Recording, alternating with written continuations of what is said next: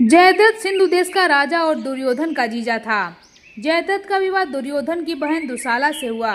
महाभारत कथा के अनुसार जब पांडव चौसर खेल में दुर्योधन से हार गए तब उन्होंने 12 वर्ष का वनवास स्वीकार किया।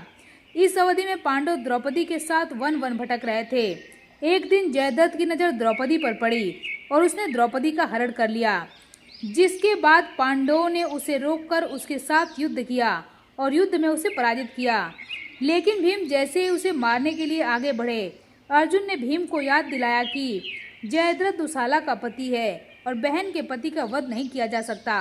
तब भीम ने गुस्से से जयद्रथ का मुंडन कर उसके सिर पर 5 चोटी बनाकर छोड़ दिया।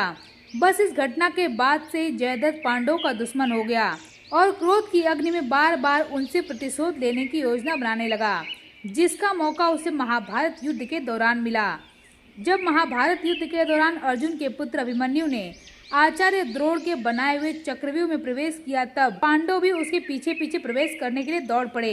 ऐसा इसलिए था क्योंकि अभिमन्यु को चक्रव्यूह में प्रवेश करना तो आता था, लेकिन उसे भेदना नहीं। ऐसे में जब अर्जुन ने अपने पुत्र के साथ चक्रव्यूह में प्रवेश करने का प्रयास किया, तब जयद्रथ ने अर्जुन का रास्ता रोक लिया और अर्जुन को युद्ध के बहाने से जयद्रथ किसी अलग स्थान पर ले गया। और जब तक अर्जुन जयद्रथ को परास्त कर युद्ध भूमि में पुनः लौटते, तब तक अभिमन्यु का कौरवों के हाथों वध हो चुका था।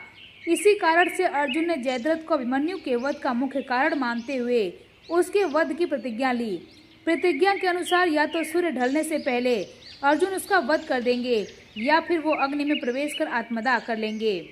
वहीं जयद्रथ को यह वरदान प्राप्त था कि जो भी कोई उसको मारेगा और उसका शीश धड़ से अलग करेगा, उसकी भी मृत्यु हो जाएगी।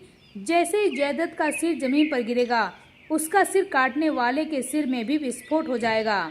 इस वरदान को ध्यान में रखते हुए श्री कृष्ण ने अर्जुन को जयद्रथ का शीश काटकर उसके पिता के गोद में फेंकने को कहा। अर्जुन ने भी ऐसा ही किया।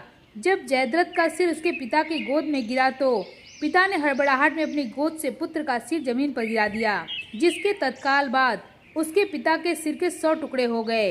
इस तरह से जयद्रथ का वध भी हो गया और अर्जुन की प्रतिज्ञा भी पूर्ण हुई।